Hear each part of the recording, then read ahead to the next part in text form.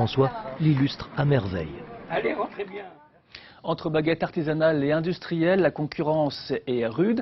Une minoterie de Saône-et-Loire ouvrait récemment ses portes pour aider les boulangers à choisir la meilleure farine. Cécile Maty et Gabriel Talon. Visite guidée au moulin du Coureau. Maria et José Antunes sont boulangers à Couches. Comme eux, 1500 artisans sont approvisionnés par cette minoterie en France. Ils découvrent ainsi comment est produite leur matière première.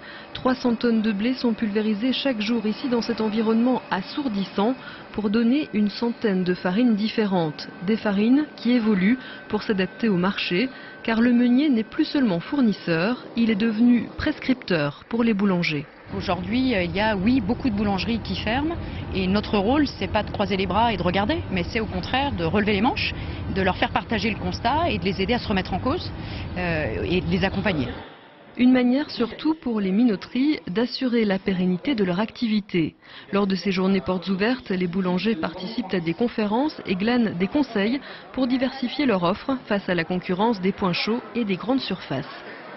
Il ne faut pas qu'on s'endorme. Il faut toujours apporter du nouveau, il faut toujours apporter un goût nouveau aux clients et sortir de tout ce qui nous entoure, qui est industriel ou comme les grandes surfaces qui vous font du pain toute la journée et qui ne ressemblent à rien.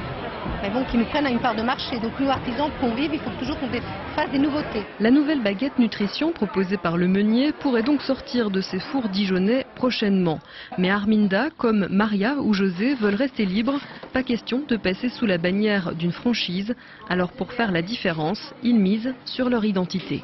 On essaye de faire des pas spéciaux. De changer certaines choses, faire toute notre fabrication nous-mêmes, que ce soit la viennoiserie, la pâtisserie, pour marquer aux gens que c'est fait maison pour qu'ils comprennent, parce que si la personne paye un prix plus cher, il faut qu'elle sache pourquoi. Maria et José produisent ainsi davantage de baguettes peu cuites et étudient la question du pain sans gluten, très à la mode. Une adaptation constante à la demande qui semble porter ses fruits. 2 Français sur 3 achètent toujours leur pain auprès d'artisans boulangers.